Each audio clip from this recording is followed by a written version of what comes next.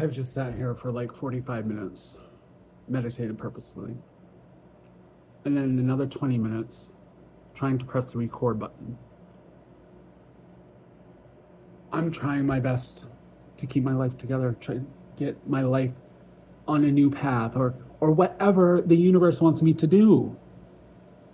But it just doesn't happen. And this video is going to be messy. I am not in any threat of hurting myself, hurting others. I am just in a place, mentally, physically, and spiritually, where I'm damned if I do and I'm damned if I don't. I'm doing this video. If you received the link to this video, I want you to really look at, if you want to watch the video through, because I think it's going to be lengthy. And if you do watch it through, what will your response be? Because I'm pretty sure some of the people that are going to get this video, I'm giving you one last, I'm hoping this is something that if you don't have anything to contribute, please respond to this video and I will never contact you again.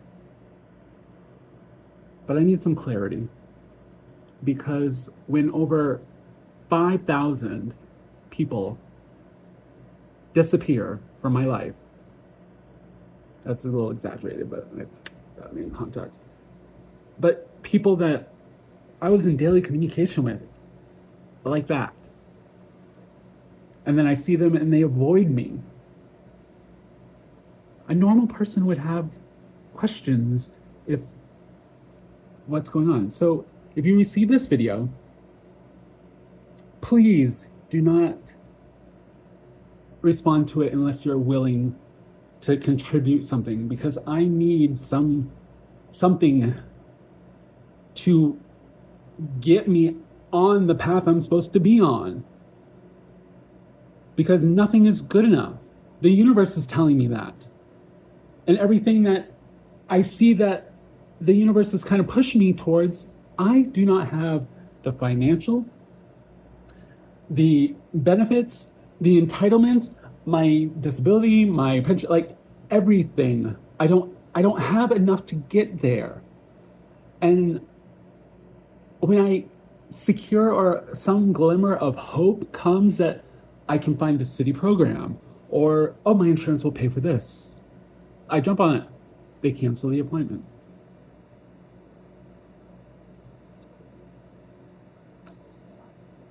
My mind does not turn off. And people don't understand that. And it's really challenging. But anyways, I just want to say, if you don't have anything to contribute, please let me know so I can close that chapter of our relationship and probably close the book on it. I'm done. I'm done playing this like, maybe they'll come around thing. But that's exactly what covert control is. That is what narcissistic abuse is. Everything that I have experienced is textbook, like, from what I can learn. So I really wanted to make this video to recap the probably last 10 years of my life, because I have never heard of anyone going through what I'm going through right now. And I just need to get it out. And when I talk about it, people don't want to hear it. Providers don't want to hear it.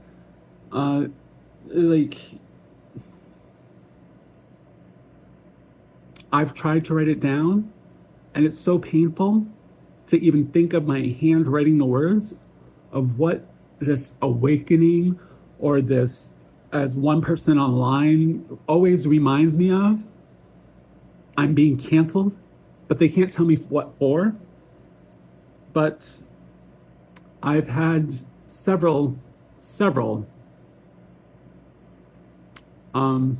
instances where, yeah, anyways, I'll talk about it in a minute. So, came to New York, had my career. I am so grateful for my experiences here. Had it. And then my addiction took over, my mental health. I couldn't get mental health services here originally. And I went away for a summer for, I'm gonna do some sage right now, but anyways, I went away for a summer to do some work outside of New York. I came back and I had absolutely a nervous breakdown. Um, and I was promised to go. I was in a very, now she's very famous, her office, and she's like, "Do you know what? I have a friend that works up at Columbia University, and let's get you in an ambulance and go there." Because I was having a nervous breakdown in her office. I should have never said anything, because that is when my psychiatry journey in New York City started, and it's been rough ever since. Looking back, I'm like, I walked right into that trap. I should really write her and see what's up.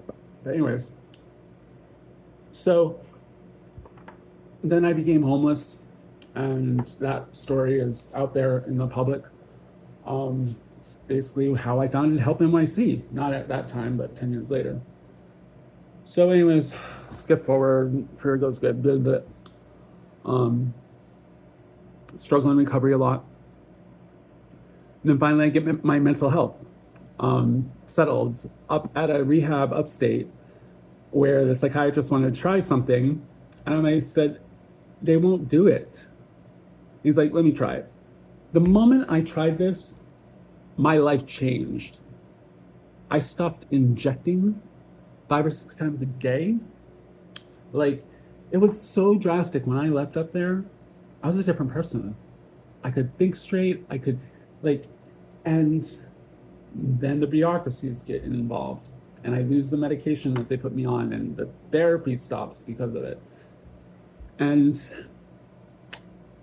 I want to also make a caveat. This is my reality. So if you don't agree with it, okay. But it's what I can recall with everything that's gone on. I had a stretch of sobriety that was amazing.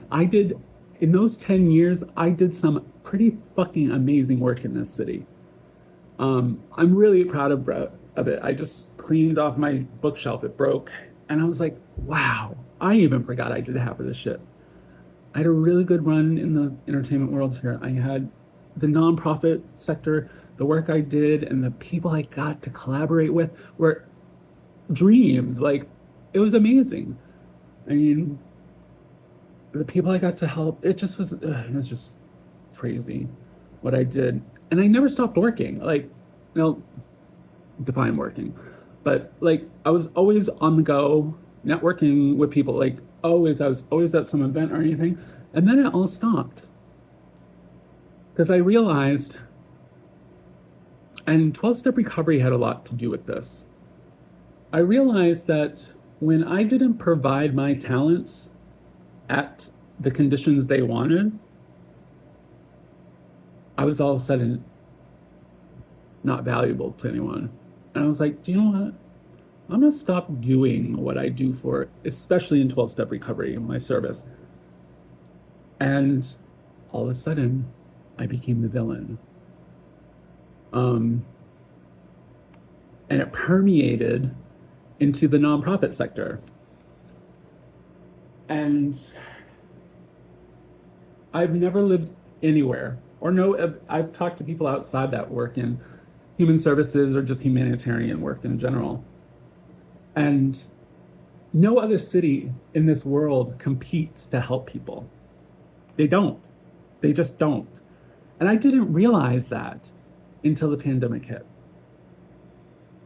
I was so networked into the city government on an individual basis that no one knew that I knew that person, because I've always kept my relationships professional, appropriate, and I don't talk shit about people. If they need to know, I know them, they need to know. And I also, I honored and respected the access I had to some amazing people in the city and state government that I could get information from that was publicly available to everyone else. There's no secrets here or anything. Like, I just had good rapport with them. And they would come to me when they couldn't get stuff moving on their end and they knew I had the information. So I really enjoyed that work. And we partnership with all levels of government, nonprofits around the country. Like, we helped a lot of people at Help NYC. And saying that, I also realized that in every sector of human aid or social services in New York City, there are competing companies literally competing against each other. There's one or two exceptions that they try not to compete. They just go on their own because they have the ability to. And I highly respect those organizations. But when the pandemic hit, food pantries and Help NYC was built on necessities. Like, no one can go to a case manager's office for a meeting, especially HRA, after the experience I had there yesterday, on an empty stomach. Literally, Help NYC started as a text message that I used to send out people that I saw on the sidewalk that needed something. And the majority of the resources were food pantries. And when we launched the website, the Navigator, that when we closed, I was so angry. Anyways, no story for another time. That Navigator launched in food insecurity work. And I ruffled a lot of feathers in it by just asking questions. For instance, Hunger Free America, somehow I got on the White House Hunger Task Force. And Hunger Free America always wanted, I think his name was Joel, was there as the director of it. All the money should go to food stamps. That will solve everything. Well, I got to say the told you so dance when the food stamps went down in the Trump administration. All that money would have went there and disappeared, and the food pantries went ahead. But anyways, back to the original story.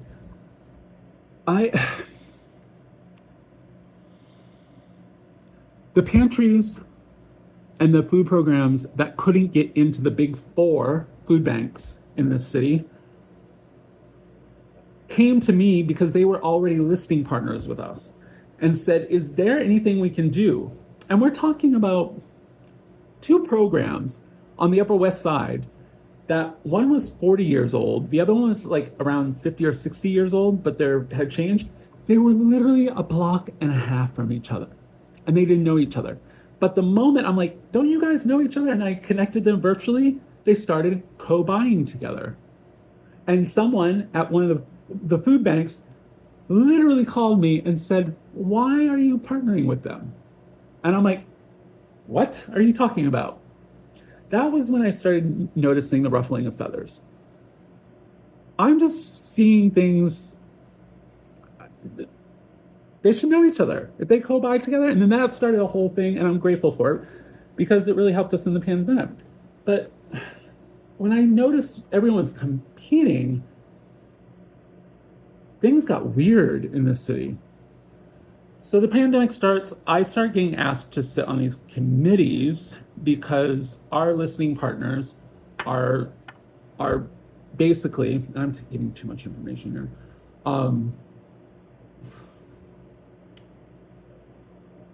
telling me about this, and I should know what they're talking about because they're being invited to these statewide things and like the 2020 and everything. And I'm starting to hear these things that I'm like, there's solutions to these. Why aren't they taking advantage of them? I didn't say anything at first because I was the new man at the table, but then I had to say something because they were having arguments about setting standard operating policy about how are we going to have shift food when we can't even touch our customers, or like we have to have this signature, we have to have this, we can't at that time in COVID, we didn't know how it was transmitted. So the state was there, like we had some amazing talent there.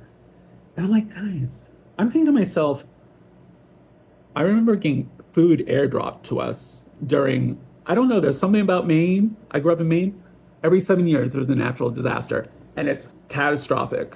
But I was like, I remember it would take 2 seconds for a Maynard to figure this out. And I started speaking up. And a lot of people didn't like that because I wasn't credentialed. I wasn't this, I wasn't that. So, long story short, I made a lot of enemies, but they benefited from my problem solving. But it was always a tally mark against me. So fast forward, Help NYC is going good. And then I start noticing our donations are coming down.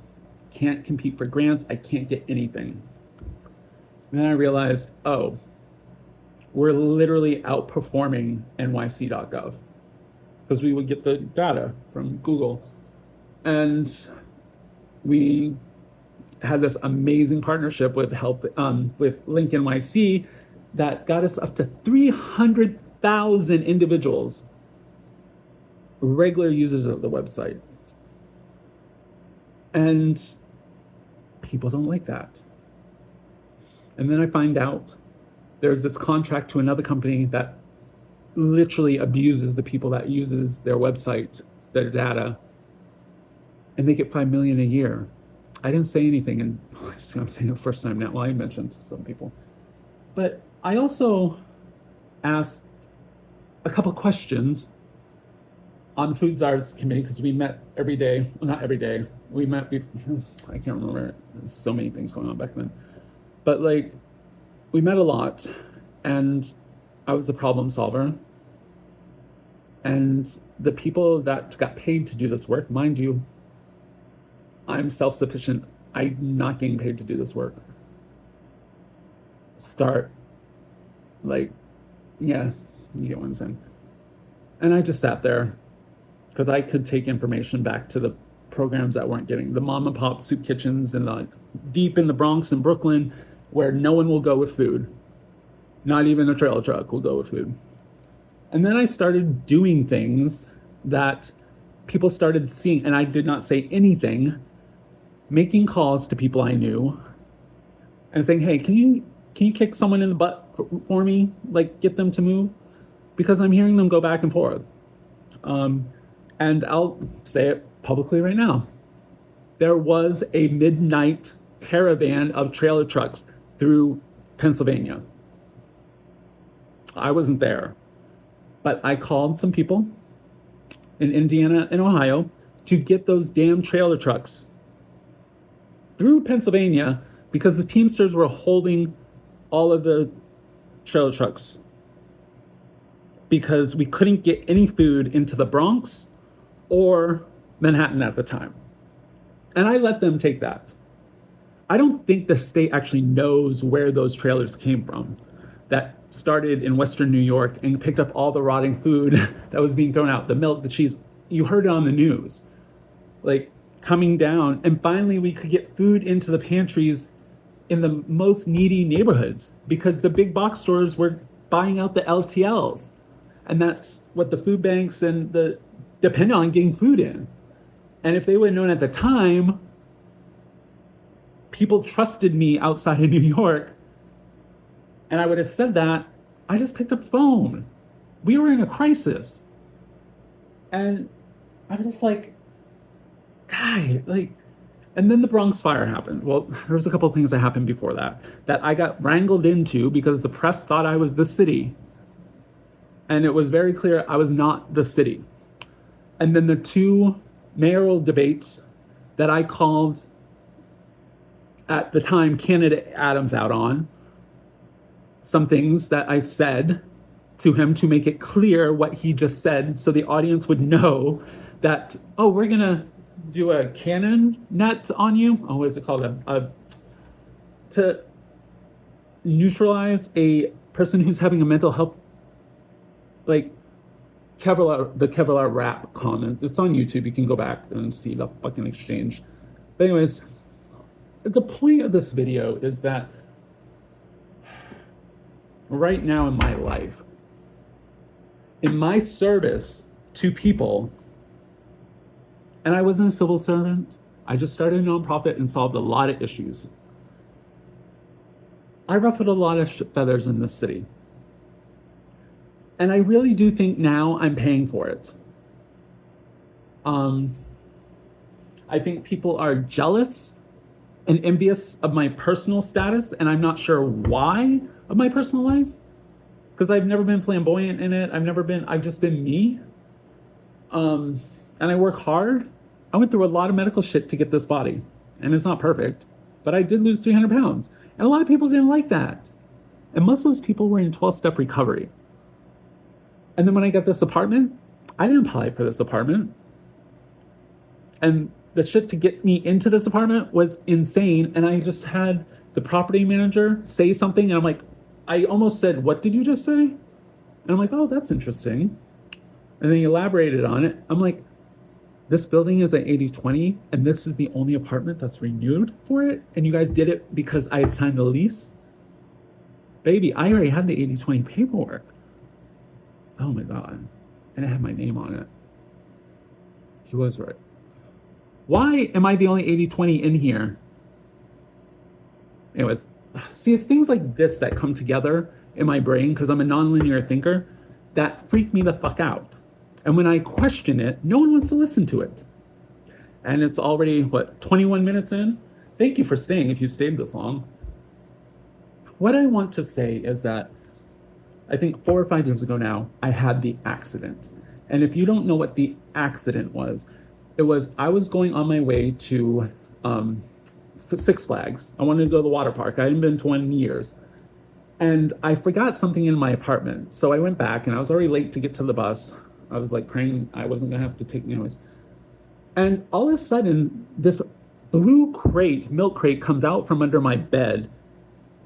And I trip over it as I'm thinking, I don't have blue milk crate in this apartment. Oh, not this one, it's the Bronx apartment.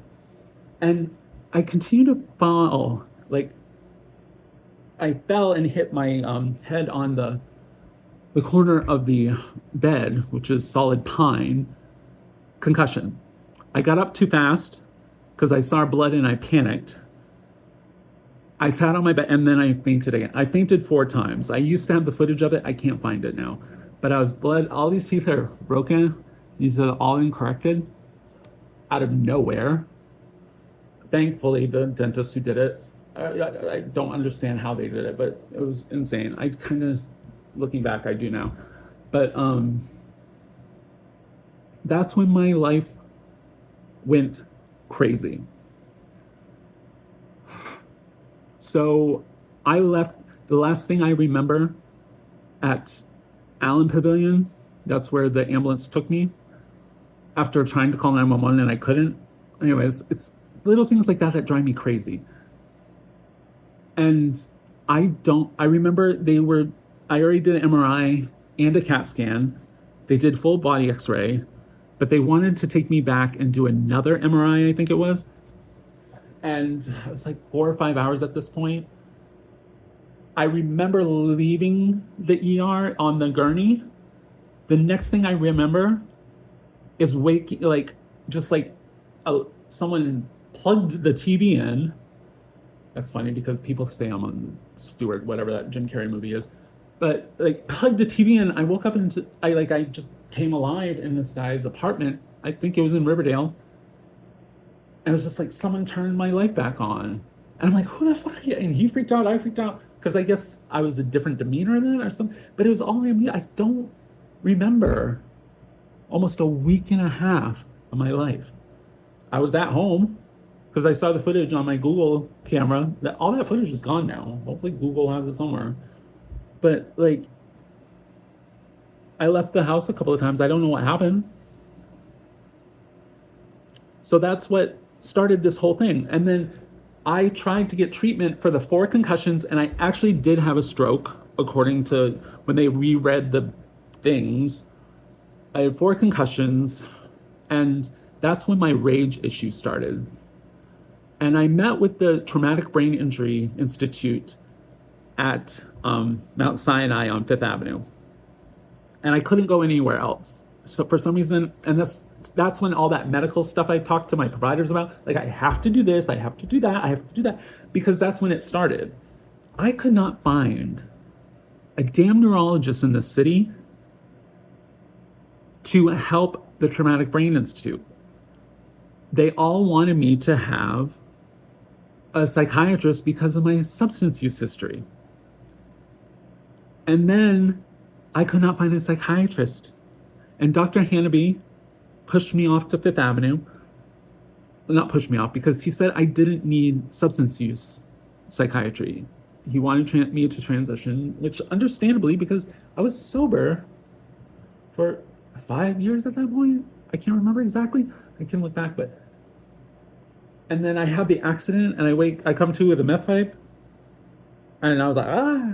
But the moment I stopped using the meth, I would have problems with rage and concentration and everything.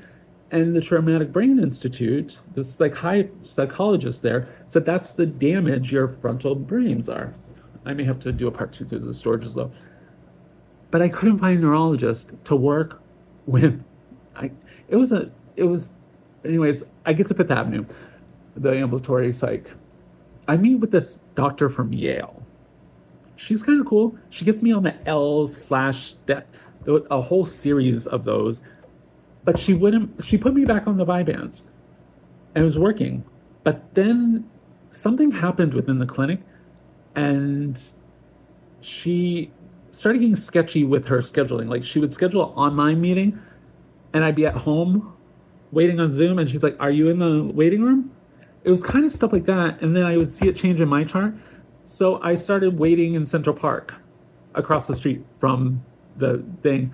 She did not like that. And then all of a sudden I get discharged from back to square one, going to like the Traumatic Brain Institute, which was the next building over. Couldn't understand why I couldn't get a neurologist or someone to deal so they could help me with the psychology side of it. This goes on for a year. And then I get here and there, it all came down to insurance. My insurance started changing. I would do what Medicare said, and it would change the day before. Like, the shit has been going on for crazy. There, mind you, my addiction is coming back. Hardcore. I'm starting to experience social isolation from people, and the gang stalking starts.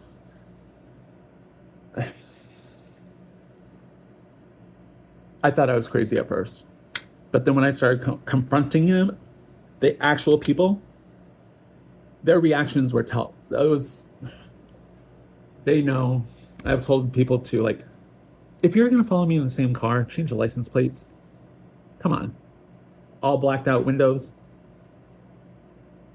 And the two women, God bless their souls, when they realized, I was like, how did you get from that doctor's office to that doctor's office when I found out before you, and you happened to be at the lobby of both of them? I'm like, ladies, park somewhere else. Don't let me see the car you're driving. And they're like, oh, Mr. Park. And then they said my name. I'm like, come on. Anyways, things like that. I don't even know these women. So it took me 4 years to find the psychiatrist that I have now. Maybe 5. But in that meantime, I had another psychiatrist that made me take all my treatment to her facility. What played out in her facility, Irvington, I look at it, was literally trauma-inducing torture. The things that she did, like, I asked for another psychiatrist. She's like, I'm the attending. Everything has to still go through me.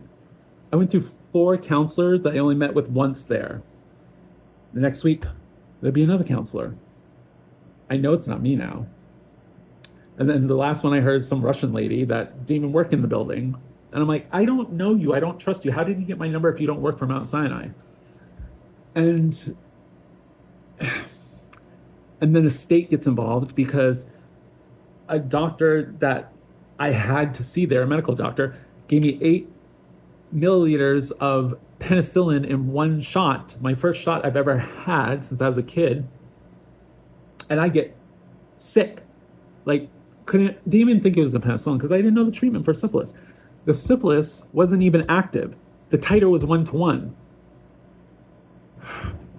And the nurse questioned it too. Mind you, the nurse that handled me that entire time in there also was at my bariatric surgery. That's when I remember him the first time. The second time was at the rule out when I did my allergy testing to figure out why I'm sick all the time. And then he's the one that administers the penicillin, mind you, at 4 different clinics. Those are 4 different places. They're not associated with each other. And just let that lay. And then the state gets involved because I'm going to the ER all the time, so they send me a caseworker. The caseworker goes with me to what we thought was a case conference with all the providers that this doctor said she was going to connect to me with. And she has a treatment contract. When Ian, the lead case act, said he doesn't need substance use treatment, I would have done whatever. But she painted it like I was not adhering to a treatment plan already. I never signed a treatment plan with her, looking back. And when I confronted her on it, and my case manager's like, what's going on? I'm like, Ian said, I need to get into individual therapy because of my trauma and see you for psychiatry. And then he'll take me on because there's documented evidence that's what works for me. She would not do this. She literally made a treatment contract. And if I didn't, I was going to be like reported to the state and stuff. And I said, I'm not signing that. This was supposed to be a case conference with everyone here, and you're the only one here from Mount Sinai. And the psychiatrist said to me, looked me dead in the face. Well, if I did meth and Vyvanse together, I would get everything done. I looked her dead in the eye, and then I looked at my case manager, and that woman, bless her soul, her mouth dropped open. That a provider would say something like that. This provider also told me at my first meeting, which I thought was kind of weird with her about 6 months earlier, do not leave my office in an angry mood or storm out of the building because you will have problems. I'm like, why does a psychiatrist say that to somebody? When she said, if I had Vyvanse, I would get everything done. I'm like, excuse me. I looked at her, I looked at my case manager, I stood up, and I walked quietly out the door. Because if she said that, I did not know what was on the other side of that door. So that being said, that is when the gaslighting picked up in my personal life, in medical. My medical record wiped clean at Mount Sinai. There are things that it is amazing how they have literally changed my medical history there. And when a provider that has been through my weight loss transition sees that her own notes are changed, something's up. And it's not me. But do you know what? I've been told along this journey by random people that come into my life, you are not giving them what they need. And I'm like, need for what? Because I'm a different person. Whoever put me into this situation I'm in, and I don't even know what it is, whatever is going on, I'm figuring it out a little bit more now because people have loose lips around me. Like the landlord conversation I had yesterday.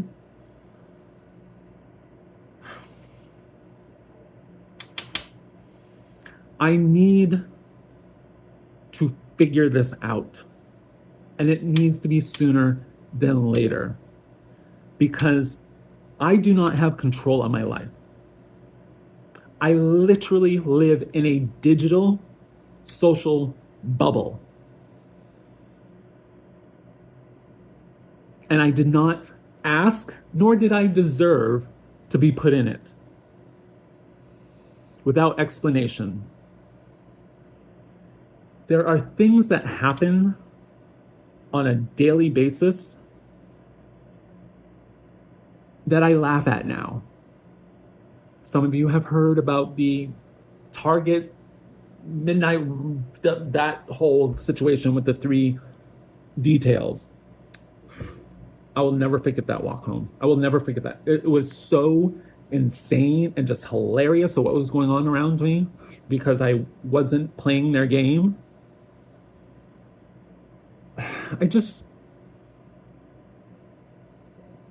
I'm not special. However, I am unique. And most of you that are probably going to get this, I don't know who's going to get it at this point, know that. For operational reasons, or just because you know me. However, what's going on in my life, it's not fair. It's if I deserve this, I'm not a fucking coward. And I want to know why I deserve this. I think that's sensible. That's justice. If I did something, I want to know. But if someone is taking advantage of me, of my situation in life, and they didn't do research on me, or this smear campaign that started about the pedophilia and all of this bullshit that I've heard when the pedophilia thing fell away, like, it just kept on coming. People that have been in my life for years. There are 2 women that are still alive today that knew me when I was in my mother's womb. Neither of them talked to me. Matter of fact, the last one said, I was like, I need answers. What's going on? She's like, they're not being nice to you, are they? She has never said that to me in my life. My phone is having conversations through AI, the phone I'm on right now. It'll pick up the call and have a conversation. I had a conversation with my aunt. That wasn't my aunt, it was AI. Yeah, whatever. This is my reality, and I did not deserve it. And as far as my substance use is, talk to me, ask me about it. That's the one thing everyone assumes shit. But they never ask because they don't want to hear it. They have a mental picture of me in their head and they want to act on it that way. But they never actually talk to me because there is documented proof of a treatment that works, that got me my most productive parts of my life. It's 2 things. 2 things. No one will touch it with a 10-foot pole. And I don't understand why. Because they'll spend all this money on doing this bullshit around me. And then when I start figuring shit out and try to get myself on a path, and some of you who's going to get this actually have seen it happen, and you don't work at your agency anymore because of it, shit goes crazy. And that's the tactic of coercive control, is that if I'm going against the grain, they are going to bury me in emotional turmoil because I'm already traumatized. There's a TikTok I seen recently that had all these things about it. And I'm like, yeah, whatever. I'm glad I didn't scroll because it said, you were targeted and traumatized since you were a kid. Looking back, this goes back 30 years, at least to 1987. And whoever sent me that shirt, thank you. I'm not wearing it now. I'm wearing the love shirt. But summer camp 1987, really? But whoever did the smear campaign, I'm almost certain who it is, because when I see her in public, I push her buttons the way that campaign happened. I'm almost certain she did it. Anyways, I need someone to listen to me. I do not have the resources to get what I need. But there are solutions that have worked in the past that no one will consider. And then stop with the moving of shit in my life. Because when I start getting my feet under me and things start going good, the carpet gets pulled out from underneath me. But this time, I may be sewn into that carpet and you're going to pull me with that carpet. And you know what I mean when I say that. I know whatever's going on in my life or around me, y'all are getting tired. I can feel it, I can see it. Because some things have stopped and other things, I'm seeing things that just, it's pattern recognition. And if you don't understand pattern recognition, you think people are crazy. But if you understand pattern recognition, which is different than vigilantism, being vigilant, whatever that is, this is a lifelong thing. It's what makes me me. This is what makes me what I'm good at. But the thing is that people don't understand it because they've never experienced it. And I haven't been through my learning as much as I can about cohesive control and that whole realm of narcissistic abuse. People usually don't make it 4 years in it. They either, the perpetrator usually, from what I have understood, gets caught because it is illegal. It's just hard to prove. But when there's a trail of shit and a lot of people involved, it's not that hard to prove it then. So, or the whole purpose is to pull the victim out of their social circles, which this has done very successfully, taking me away from circles of people that when I go in a room, and I sat next to someone, yes, I did go to a 12-step meeting. I sat next to someone Sunday, I think it was. I could feel the disdain against me, and I did not address it. I just sat there and paid attention to the meeting. And I looked at him after the meeting. I'm like, "Are you okay?" He's like, "I'm okay." And he like ran out of the room, and I'm like, "What the fuck?" And then I went to another meeting, and I'm like, "I can't do these anymore because this is where the problem is, and no one will tell me." And that tells me that it's their issue, not mine. Because whatever they're dealing with is not my bullshit, but they want to make me the villain. I need to get the last 4 years straightened out because someone is responsible for this. And this is why this video may not get out.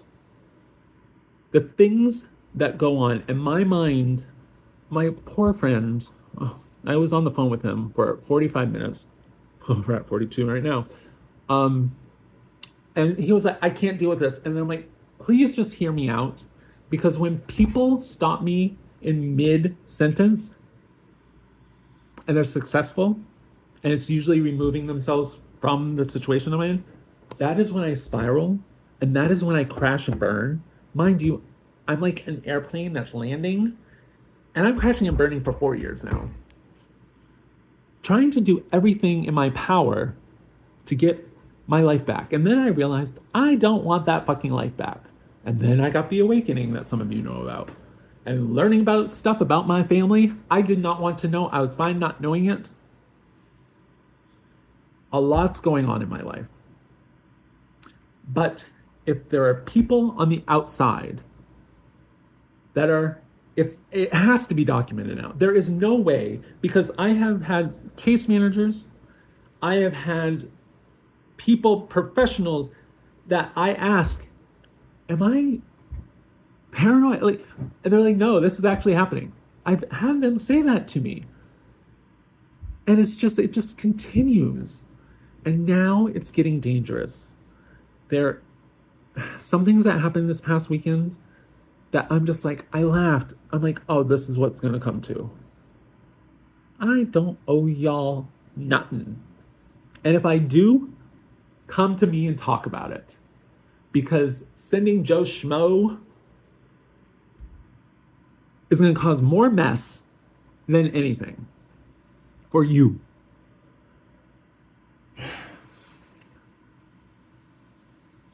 I'm a very dynamic person. And that has kept me on this earth for 45 years. I'm not hiding. I'm not telling tales. I'm not like, I'm being me where I can help, how I can help. But when I learned I never took care of myself and put everyone ahead of me, that's when everyone left. And it wasn't like a trickle within 2 or 3 weeks because the smear campaign started, and then my personal life with medical and everything exploded. Financially, $60,000 light bill. Like, how do you get $60,000 light bill in a matter of 2 months? My insurance changed. Like, everything just started falling apart. My bariatric meds aren't still covered. Like, my life just fell apart. And then I get diagnosed with HIV 5 months ago. No, wait a minute. 3 months, 3.5 months. I have not seen an infectious disease doctor since, and I am starting to feel the effects of the virus. My viral load's already over 500,000. And I can't find an infectious disease, and I've been kicked out of 2 ERs, escorted literally out, and the last ER actually, I'm just going to say it right now, but there's something that happened there because I saw the medical record and I do not remember any of it. And you guys know that. That's why you got me out of there when I started questioning what happened to my body. Anyways, yeah, you guys put the drug on the record. Anyways, I'm not ready to venture into that right now. And my candles are burning out, so I gotta wrap this up. I need to find some way to reconcile the last 4 years before I move on. Because it just keeps on building and building and building. And the one thing I will not do is take my own life. But after this weekend, and the people who have walked into this apartment, they all know one thing. I am not who they were told. And the person or entity that is doing this, they didn't do their homework on me. Because I am for the underdog. And I've always been the underdog in the world. But look at what I've accomplished. Well, some of you can't see it because that's been erased. Even the Help NYC website's off. Anyways, please respond with some action steps for me, suggestions. But if you are just listening to this for some narcissistic, sick, I'm done with those people. This will be private for a while until I get the guts to rewatch it. I probably won't rewatch it before you watch it. But thank you for staying for the 47 minutes and 55 seconds. Like, I have no one to talk to. I'll tell the story and I'll close it out. So something happened and it was just another fucking thing out of my control that I have to deal with. It was something with a provider or something, I can't remember. And I literally just sat down and wept. And I knew someone was tailing me. And I just sat and I'm like, what the fuck, universe? I just had it. It was in front of across from Moynihan's train station. And the guy and the girl who were tailing me, I don't know who they are to this day, but I heard the guy behind me say, the woman that was with him said, why is he such a fucking bitch? And I'm like, and the man, like in a low voice, said, you know that he just heard you, right? And I didn't react. I just waited to see what he was going to say. He said, he has no one to talk to. Give him a fucking minute. Like, he just said something like that. And I was like, at least there's some empathy on the other side. I turned around. The woman didn't see me, but I made eye contact with Guy, and I just nodded my head, and he just looked at me, and I got up, and they followed me home. But I'm just like, I know it's not in my head, because that guy was like, when he said that he has no one to talk to, and I'm like, at least someone on that side understands what I'm going through as a human. Because it's been me, myself, and I. But I will say, this experience, one, has made me more dangerous. 2, it has changed my perspective on what life is about and who is in the world, who's really out there. And 3, it has made me a better person. Because I used to take the bullshit from y'all, and now I'm like, do I really want to co-sign that bullshit? Maybe I really don't need that today. But anyways, with that saying, and I'll be surprised if this gets out to anyone, but it will be a milestone, I guess. I don't know what to say. Just a reference to see where I came from. And I wanted to talk about more shit that happened. But that's why I need someone to help me like reconcile, like sit at my table. I've never had, no, I had one dinner here. Oh, that was an interesting day. Hardly anyone comes and sees me. I used to be the social butterfly because I was a people pleaser. And then when I became unhelpful, when I took care of me, look where we are now. But I'm grateful I'm still alive. Sometimes I feel like I'm gonna fucking fall down, but grateful I'm still alive. Hopefully I'll get through this bullshit and maybe write a book about it someday. Anything's possible. As I was once told, but I'm like, yeah, I need the cash, do it. Anyways, thanks for watching. 51 minutes and 32 seconds.